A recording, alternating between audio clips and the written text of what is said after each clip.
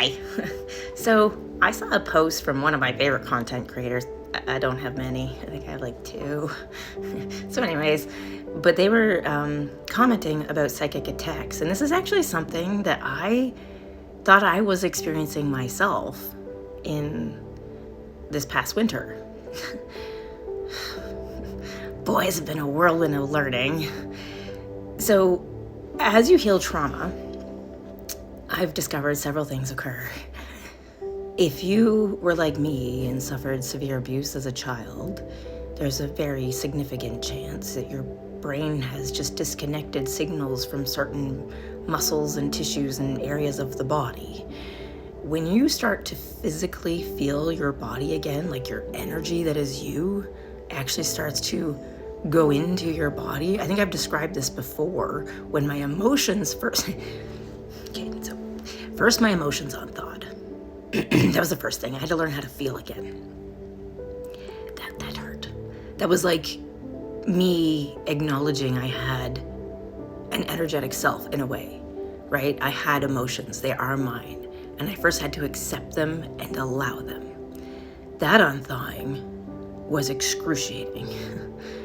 I gotta tell you, it was... Honestly, it was like a Frankenstein thing I felt. If I looking back now, it kind of felt like someone kept jolting me until I fucking came alive. But then this past year, it's been a bit different, whereas I can feel my energy to the point now where I'm learning how to control it. I can expand it, I can bring it in, I can focus it on one person, focus it on just me. So I'm learning how to play with my own an aura or energetic field. But it's finally starting to unthaw my body. It hurts because there's muscles I've been clenching and holding tight for decades that I didn't know were still contracted probably for the last 30, 40 years. I've had tendons carrying loads that tendons weren't supposed to carry. If you are like me and seem to be always sick with something, but nothing is ever diagnosed, this might ring true, I don't know. But what happens when you're in fight or flight and survival mode, right? Your muscles, you all tight up, you clench. But what happens if you've been in survival mode since birth? What happens if you've never known peace? What happens if you've never known safety? When your muscles are always tight like this, your tendons and all the other tissues, everything is strained constantly, and it's constantly overtaxing your body on top of the stress hormones and everything else that's going on, right, in your nervous system. And then we take medication to suppress our nervous system, which is our direct highway to our higher energetic self, which would help balance us and heal us in the first place. But let's not go there today. Anyways, when you start... this is something that happened to me. When I started to feel my body, I started getting energy pulses. But often these energy pulses, whether it was in my brain or somewhere else in my body, like my heart or my stomach, I would get images or visions, or sometimes I'd have these very vivid, lucid dreams. And it felt like I was getting a spiritual attack or a psychic attack. But here's something that occurs that a lot of people don't become aware of necessarily unless they go down the route of becoming self-aware. And this is where I don't know if the content creator that I think is absolutely amazing will ever see this post, because I'm not going to single them out or tag them because I don't do that. But the thing is, we create personalities in our psyche to deal with the fear. We start doing this at a very young age, right? There's different, our warrior, our protector, our, the peacekeeper, the whatever. We create all these different archetypal personalities, characters to keep ourselves safe. But as we heal and our bodies start to release pain, especially if you're exercising, you might start getting these energies that are coming at you, and you resist them because they seem scary.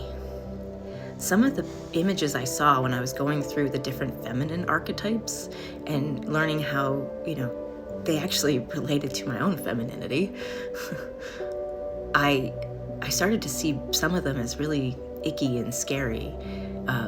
I had a really hard time, for example, with Aphrodite, because she was the embodiment of everything I had been programmed to be ashamed of in myself. Softness, grace, not afraid of her own sexuality or her own desires, enjoying being beautiful regardless what anyone else thought. I was taught to be ashamed of everything feminine, and that everything feminine had to be controlled and suppressed, or otherwise it would get out of crazy, get out of control and ruin my life. So I had to really learn how to see her differently. And at first, she was more like a monster to me in my dreams and my visions. She was scary. I fucking didn't like her at all, man. She gave me the willies. And then I had to learn she was a part of me. She's just an example, an archetype, a base code, and a template of the energy that's already within me.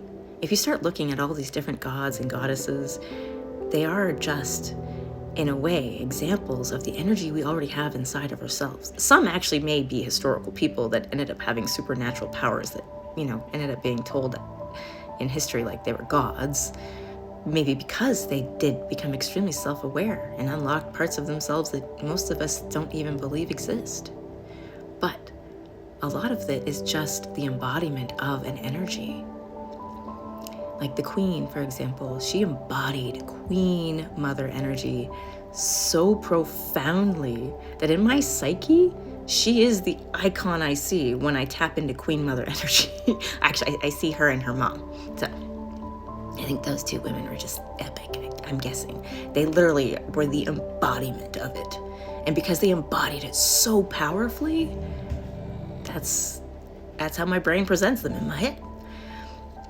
So when you have a demon or a psychic attack, or you feel like there's an entity coming at you, what it is that's actually your own higher self communicating to you, and it's trying to show you parts of yourself you're still resisting, parts that have a message. And often the messages will parallel to things that are occurring in your reality, right? Like you'll find there's situations, maybe social situations, that correlate, but it's not the social. You got to keep it in mind. The 3D will mirror what's going on in the quantum, and it will mirror what's going on in other realities that you see in your dreams or visions in your head. But it's not, those things are not Earth, okay? You want to, they all work together, but they're all separate. It's like a layered cake. Some layers are tastier than fucking others, though, let me tell you. Some are just bland. Some could use some nuts. Anyways, what happened to spices, people? Okay. But yeah, it's layers.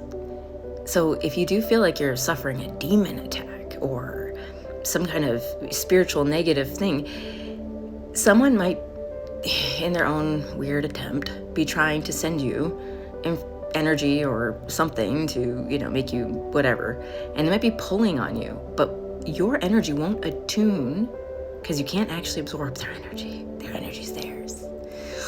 But your energy will attune to anything that triggers it. So if you do have parts of yourself that maybe still are holding trauma or holding pain, and this is where I'm talking about the body, because sometimes for me, when I'm doing those somatic exercises, when I feel parts of me that are hurting, those are the parts I don't just stretch and pull, but I dive into on a mental level, where I try to shut off all other perception, sensory inputs, and just be like, okay, what's going on in that moment? And that's weirdly, if you're neurodivergent like me or not, I don't know, but you might find that that's when a vision will pop into your head, or a song, or you'll get colors or smells or sensations. You'll get communication from the quantum field. You'll get communication from your higher self, from the other parts of you, if you're open to it. And if you're curious and not trying to judge it. And the parts of me that I used to see as scary when I would, stretch out the pain or flex, or those parts don't look scary anymore. Sometimes they look tired. Sometimes I still see myself as a really old, tired version of me, like this me.